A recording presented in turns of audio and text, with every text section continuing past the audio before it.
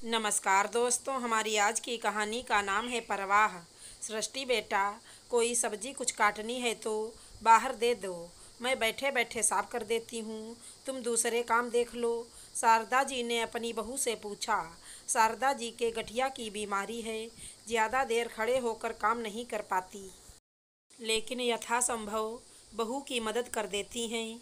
आज शारदा जी की बहन गोमती आने वाली हैं, सब परिवार, इसीलिए काम भी ज़्यादा है। तो शारदा जी ने सृष्टि से पूछा, कुछ मदद चाहिए हो तो? मम्मी जी, बस थोड़ा सा धनिया साफ करना था, आप कर दें तो मैं कमरे सबकी बेडशीट पर्दे बदल दूं, बाकी सब काम हो ही गया है।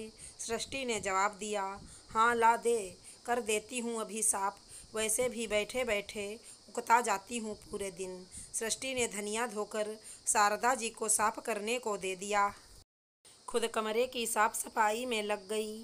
थोड़ी देर में शारदा जी की बड़ी बहन आ गईं अपनी बहू के साथ। शारदा जी को धनिया साफ करते देख बोल पड़ी, अरे शारदा, तू ये सब क्या करने लगी? तुझे तो कितना दर्द रहता है, फिर क्यों करती है ये सब? आजकल की बहू, इनसे सेवा की उम्मीद रखना ही अपराध है। जी जी, ऐसी बात नहीं है, बैठे बैठे क्या करूं, पूरा घर बहू ही संभालती है। आप आओ ना, बैठो यहाँ। अरे बिंदिया बहू, तुम कैसी हो? शारदा जी ने बहन की बहू से पूछा। ठीक हूँ मासी जी, आप सब कैसे हैं? बिंदिया ने उत्तर दिया। क्या बिंदिया, पहले से और कमज़ोर हो गई हो तुम तो, चेहरे की चमक ही चली गई। शारदा जी ने पूछा। ये लोग आजकल क्रीम पाउडर लगा लगा के चेहरे का ये हाल कर लेते हैं, और दोष सारा सास के सर आ जाता है कि बहू को दुखी करती हैं। गोमती जी ने बीच में ही टोकते हुए कहा, अब यहीं बैठी रहोगी क्या बिंदिया? जा, ये धनिया यहाँ से ले जा, और देख, रसोई में कोई काम है तो कर ले।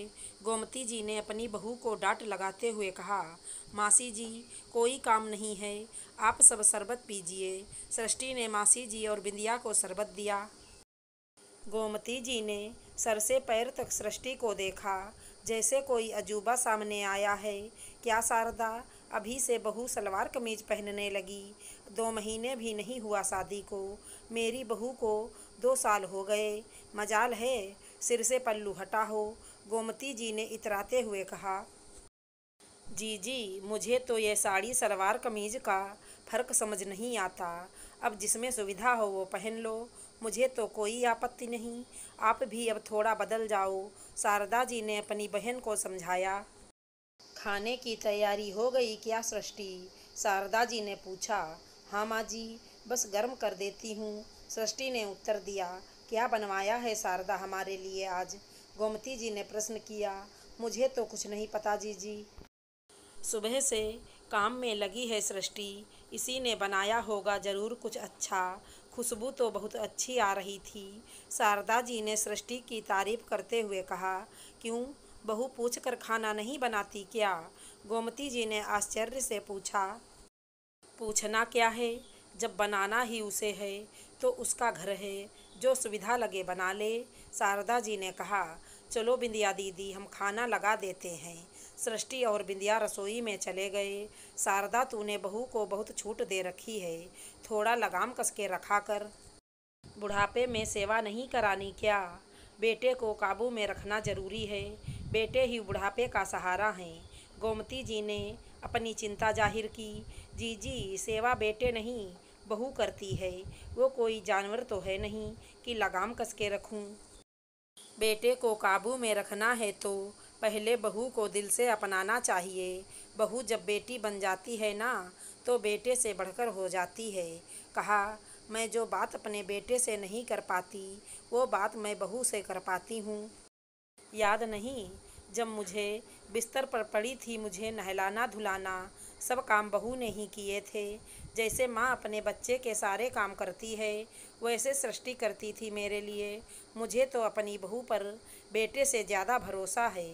शारदा जी ने कहा। सही बोल रही है तू शारदा, मैं तो अपनी बहू को दबाने के लिए खरी खोटी सुनाती रहती हूँ। बहू बेटे के बीच तनाव पैदा कर देती हूँ। मुझे लगता है बेटा कहीं बहू का ना हो जाए, इस डर से ना मैं बहू को अपना पाई और बेटे से भी दूर हो गई। मुझे भी समझ आ गया, बहू को अपनाकर ही बेटे को पाया जा सकता है। गोमती जी ने कहा, हाँ जीजी, आप भी प्यार से समझाया करो बिंदिया को, बिना मतलब डांट लगाती रहती हो। अपने ही बच्चे हैं, ये भी तो दूसरे घर से आई हैं अपनी तरह। थोड़ी आज़ादी दो, उन्हें भी अपनी ज़िंदगी जीने दो, फिर देखना बहू कैसे तुम्हारी परवाह करती है। हाँ, मुझे भी खुद को बदलना पड़ेगा। सही बोल रही हो तुम, तभी घर स्वर्ग बनता है।